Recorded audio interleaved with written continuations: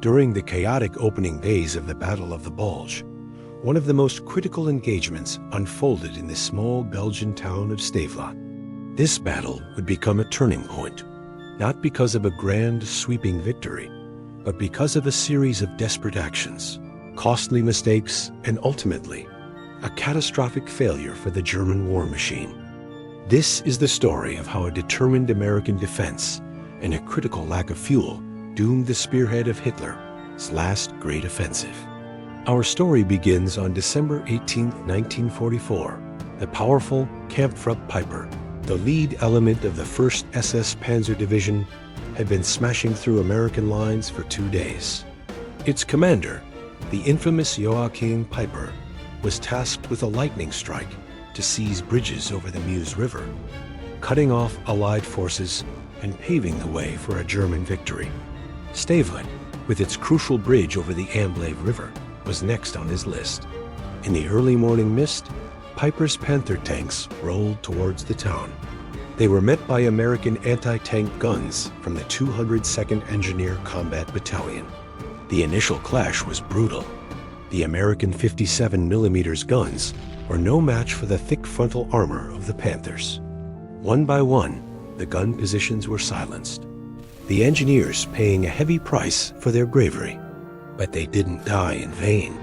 Their fierce resistance damaged several of the German tanks, slowing the advance and giving other American units precious time to react.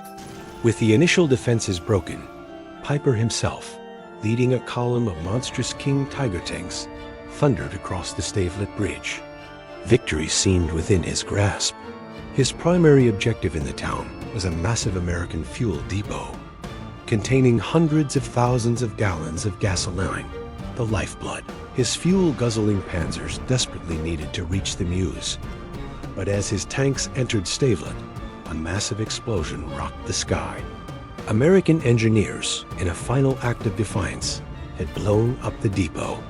The black plume of smoke rising over the town was a symbol of Piper's fury and a harbinger of the disaster to come. Enraged and realizing he couldn't refuel his battle group here, Piper made a fateful decision.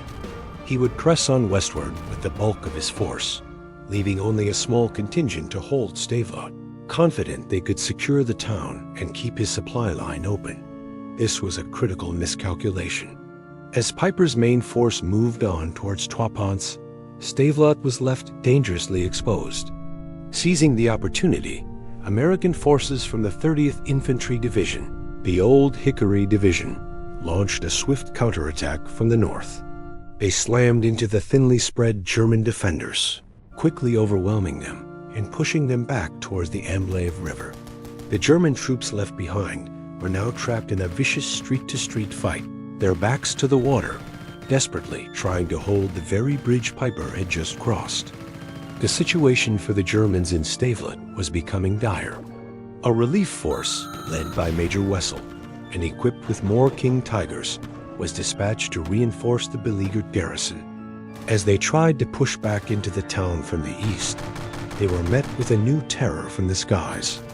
American P-47 Thunderbolt fighter bombers, the dreaded Jabos, swooped down. Their rockets and bombs turned the narrow approach to the bridge into a shooting gallery. One King Tiger was knocked out directly on the bridge, creating an impassable roadblock of twisted steel. The other tanks in Wessel's column were trapped and systematically destroyed. The relief attempt had turned into a slaughter, but the Germans had another card to play, a sinister one. A special commando unit, known as Operation Stielau, composed of German soldiers fluent in English and disguised in American uniforms and vehicles, attempted to sow confusion and slip through the lines. They approached the Stavelot Bridge, hoping their disguise would get them across, but the American defenders were wary. After a tense exchange, their deception was uncovered. The Americans opened fire with everything they had, and the entire commando team was annihilated in a hail of bullets. The German attempt at trickery had failed as spectacularly as their armored assault. The Germans weren't ready to give up on Stavelot just yet. Another attack was launched, this time from the south. A lone Tiger tank, a formidable beast on any battlefield, rumbled towards the American positions. But the defenders were ready. A group of M10 tank destroyers, fast and armed with powerful 3-inch guns, took up ambush positions. In a deadly duel of steel, they outmaneuvered the slower Tiger, hitting it repeatedly until it was disabled. The southern attack was repulsed. By now, another German SS commander, Gustav Knittel, had arrived with his reconnaissance battalion to try and salvage the situation. He launched a coordinated attack from the northwest, hoping to finally overwhelm the stubborn American defenders and retake the town. But he was too late. As his troops advanced, a tremendous explosion tore through the air. American engineers had finally succeeded in planting and detonating charges on the Stavelot Bridge. With a deafening roar, the stone structure collapsed into the churning waters of the Amblave. The main artery for Piper's entire battle group was now severed. The hunters had become the hunted. Piper, miles to the west and now completely cut off, was in a desperate situation. He made one last, futile attempt to find a way back across the river, but Allied artillery, zeroed in on his trapped forces, rained down a relentless storm of fire and steel, shattering any hope of a breakout.